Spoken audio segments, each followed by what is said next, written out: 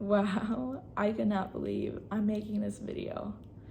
It's kind of crazy. Oh my goodness. So, hi everyone. I am Harmony and I'm here to share my 19 and pregnant birth story. So, a little bit about me. I am currently in my junior year at the University of Wisconsin-Whitewater, and I'm studying digital marketing. At the time that this all took place 7 months ago, I was in my sophomore year of college, and I was living in a dorm with a roommate and 2 other pod mates, and everything was great. I was working out 4 days a week. I was attending classes. I was just making memories as a college student, and yeah, everything was good. So the time in which this took place was over Valentine's Day weekend. So it was the 12th and the 13th, and then my baby was actually born on Valentine's Day, Monday, February 14th. So I had gone home for the weekend, and the 13th was also Super Bowl Sunday, so I had gone home for the weekend, but I was planning on heading back to Whitewater on Sunday the 13th to watch the Super Bowl with my friends. But I woke up Sunday morning and something just told me, maybe you should just stay home. We were invited to a family friend's house, and so I was like, well, maybe I'll just stay here and watch the Super Bowl and go to the party and hang out. But I have to leave Monday morning because I have classes to go to and I had an exam to take and all of that kind of stuff. And also my mom was away on a girls' trip in Jamaica, so she wasn't there all that weekend either. So we went to our family friend's house. We had so much fun at the Super Bowl party and everything was great. We probably got home around 10 or 11 o'clock, and I was working on my homework and I was FaceTiming my boyfriend, and I kind of started feeling a little off, but I was like, it's okay. It's probably just time for me to head to bed though, and when I wake up, I'll be fine. But I couldn't get comfortable and I couldn't fall asleep, and it was finally 3 a.m. and I just couldn't take it anymore. So I went and I woke up my dad and I was like, Dad, I'm feeling really funky. Like the bottom of my stomach and my back hurts so bad. And he's like, oh, you're fine. It's probably like just some gas. Go take some Tums or some ibuprofen. It might make you feel better. So I went and I did that, and it still wasn't going away. So I went and I took a hot shower because that seemed to really relieve me. But I also noticed that my pain was like coming and going. Like it would be really intense for a few minutes and then it would kind of just like go away, and I like felt kind of fine. So then I eventually moved to the couch and I was just like watching movies because I was just so uncomfortable. There was nothing better to do. And I texted my mom and I asked her, hey, when you wake up, can you call me? I am feeling kind of funny. So when my mom ended up calling me, I was in the bathtub and I explained all my symptoms to her, and she said, okay, I'm gonna do some research and I'll call you back. My dad was also about to head to work, and I was like, Dad, can you just like work from home today? I really don't want to be left alone. So he was like, okay, I'll work from home. And then my mom called me back and she goes, okay, I think you have appendicitis or you have kidney stones or something like that. I think you should go to the emergency room. I was like, no, Mom, I'll be fine. I don't need to go to the emergency room. She's like, Harmony, your pain tolerance is pretty high. You should probably go to the emergency room. Okay, fine. So my dad and I packed up and we head to the emergency room probably around 10 a.m. And so once we got into a room in the ER, they started doing some tests on me, asking me some questions about my symptoms, and they finally told me we're gonna have to do an examination just to kind of see what's going on. But they kept asking me, is there any way that you could be pregnant? And I was like, no, not a chance, no way. And well, they were like, well, when was your last cycle? And I was like, well, I've never gotten one. I'm like, what do you mean? You're 19 and you've never had a proper cycle? And I was like, no. I was supposed to go see a specialist about it a year or 2 ago, but I've always just kind of been too nervous to do it. And so they were like, okay, well, that's kind of strange. And so they go through and they do this examination, which I've never had anything done like that before, so it was very uncomfortable for me. And She goes, well, I think I see the head of a fetus. And my stomach dropped and I was like, you see what? Like, I was just so shocked, and like I almost felt emotionless at the time. And so then the doctor went out and she shared the news with my dad, and he relayed it to my mom. And my mom was flying back home from Jamaica that morning too. So she was about to get on an airplane on like a 4-hour flight just to come back home. And she's worried sick about me because she's not with me. And so then the doctor called an emergency call to the OB labor department. So everyone in that department came down to my little emergency room, and all of the nurses and the doctors were so nice. And I felt very loved and supported in that moment that I was like so terrified. And so I was wheeled up to the labor room and I got all settled in there, but I had so many questions and I was like so shocked. I didn't know how far along I was. I didn't know if my baby was alive. I didn't know if it was a girl or a boy. Like, I had so many questions, and so did they, because no one knew anything. I didn't have any proper checkups. So I was about 4 to 5 centimeters dilated when I was admitted to the labor room, and they started hooking me up to all the machines, and I got to hear the baby's heartbeat, and it like made my heart melt. I like burst into tears, and I was just like, oh my gosh, that is a baby that I grew inside of me that's like in there right now. Like, holy moly.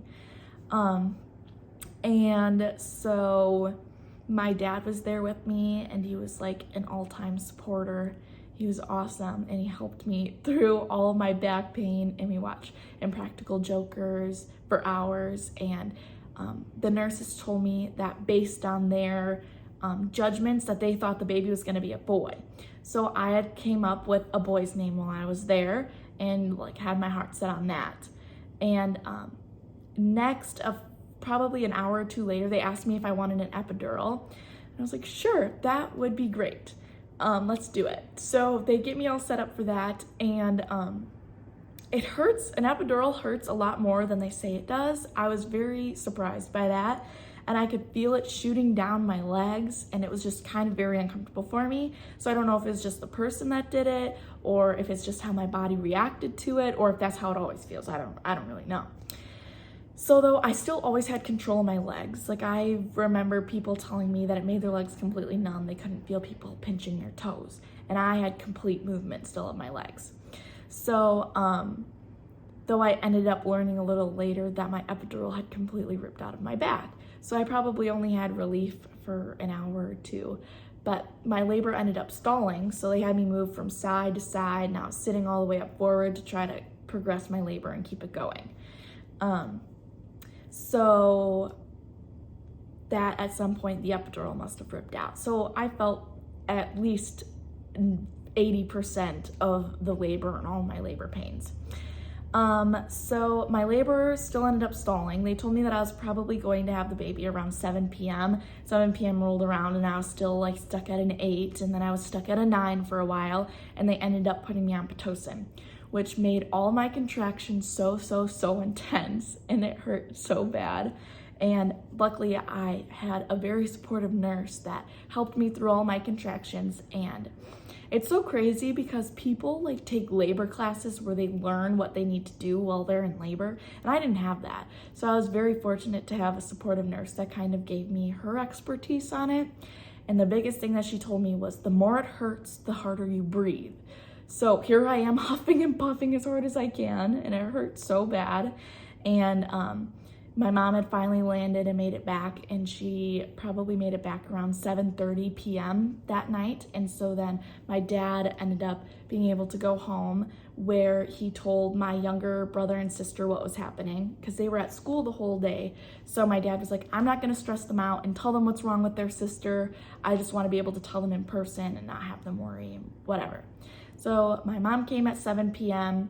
And my dad went home and told my siblings. And that's when my mom came, was like when it started getting really intense for me. And I finally reached a 10, and it was finally time to push. And I was like, hallelujah, I can't wait to get this baby out now. And so then all of a sudden going from breathing so hard, like breathing so many times in a minute, to then having to hold your breath and push for 10 seconds seemed like impossible for me. So I had to like get my body back into the groove of doing that. And so once I finally got the hang of it, the baby ended up coming out in like 3 pushes. And my mom says, I swear she could have shot right out, because it's just a really intense feeling that you have and your body just knows exactly what to do. And so I just did it. And bodies are amazing, I have learned. So I ended up having the baby at 9:08 p.m. on Valentine's Day, Monday, February 14th. And I had the baby, and that's finally when they told me it's a girl. And I started sobbing because I was like, oh my gosh, I was told it was a boy and now it's a girl. And I get to have a mini me, and I'm so excited. And it was so amazing. And so usually a baby is put right up on your chest and you get to do skin to skin, and you get to love on the baby and see it right away. That is not what happened for me. My baby had, well, there was meconium, which is the baby's first poop.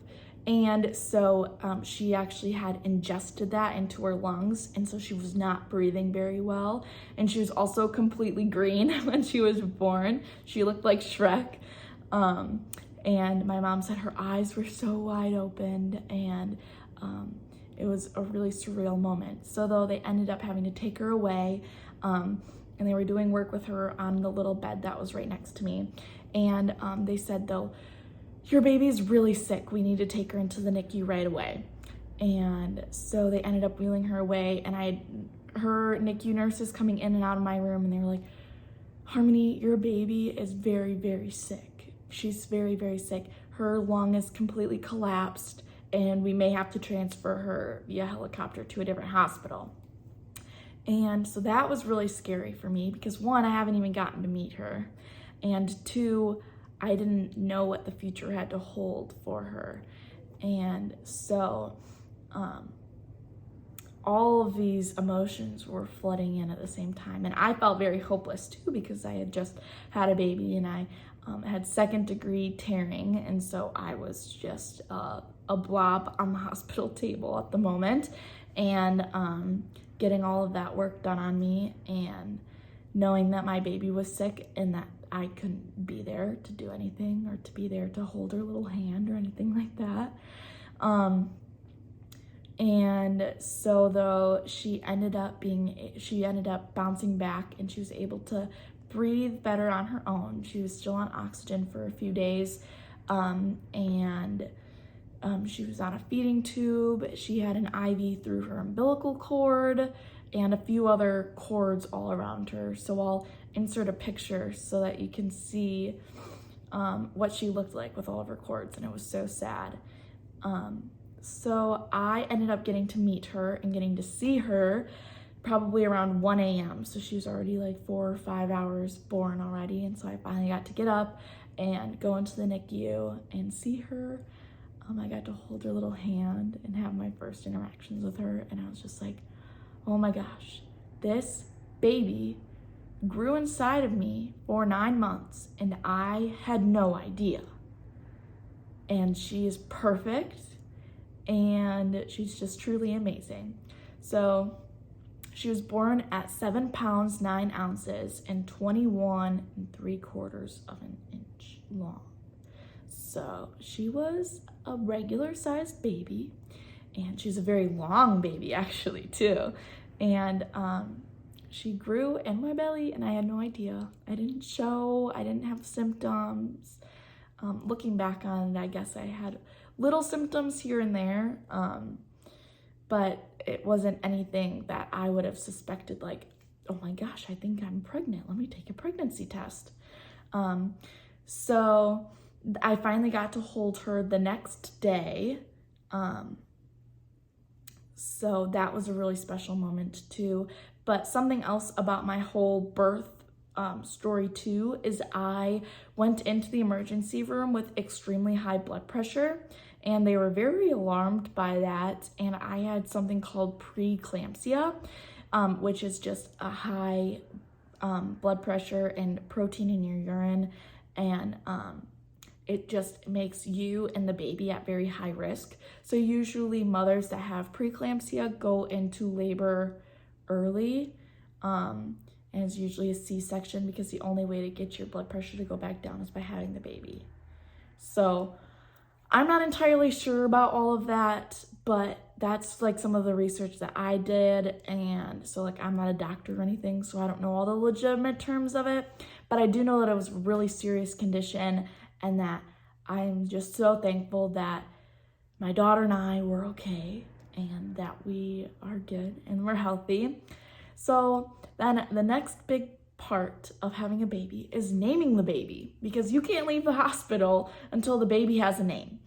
And that is a huge responsibility. And like I said, I had the best nurses, and so they were printing me off the cutest baby names and helping me get inspiration. And I really liked the name Grace or Gracie or something beyond those lines. And I finally came upon the name Grayson for a girl. So it's spelled Graycen. And the meaning behind the name is God's blessing. And I just feel like she is such a blessing. The fact that I didn't know she was growing in me, and she came out and she fought so hard, and she's so perfect. And I just feel like it's really, really, really a blessing. So I ended up naming her Grayson, and her middle name is Love because she was born on Valentine's Day. So her name is Grayson Love Blame. And yeah, it was very, very surreal. So because of my preeclampsia, I ended up staying in the hospital until Thursday for monitoring and stuff. And Grayson actually had to stay in the NICU for a whole week. So she didn't get to come home with me until that following Monday. So I got discharged Thursday night, and she came home on Monday, which means I had Friday, Saturday, Sunday to get my life together, get all of the supplies that I needed for her. Obviously, because I didn't go into the emergency room knowing I was going to have a baby, I didn't have any supplies. I didn't have any clothes. I didn't have a car seat. I didn't have diapers. I didn't have formula. Nothing. So Amazon Prime really came in handy, and I just sat and clicked, and 2-day shipping, got it all shipped to my house. And so I kind of took those 3 days rather, to rest. My body was so tired, so fatigued, and was really trying its hardest to heal up. My blood pressure was still relatively high, so I wasn't supposed to be doing all that much, and I was taking medicine every like 3 hours, and it's just very slow to move. But I also had so much to be doing during that time.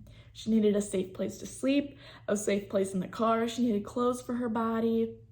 She needed diapers and wipes and all the other things. So though I was so lucky to have such a loving family, and our closest friends who got to find out first really helped me and support me in making sure that I had all of that stuff ready.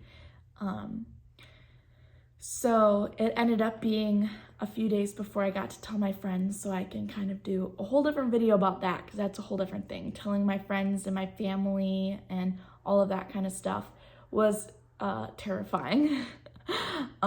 Because my roommates and stuff knew that I was in the emergency room, but they didn't know what was wrong with me, and I couldn't really tell them. I wasn't really mentally ready to tell them about this huge change in my life.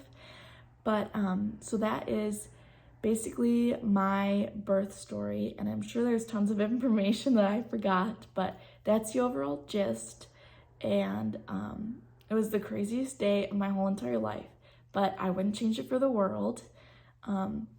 Being out 7 months now, it has been so amazing, and I couldn't imagine not being a mom now, although it is really crazy being a mom. I wouldn't change it for the world. So I hope to be able to create lots of memories and be able to post them on here, and just be able to give her videos to look back on. And yeah, so stay tuned for some more things. Definitely subscribe if you want to see more of Grayson, and I'll put in pictures from her growth from her 1 month to her 7 months, because it's so crazy how fast they grow. And so I just can't wait to go on so many new adventures with her. So yeah, thank you so much for watching. Bye.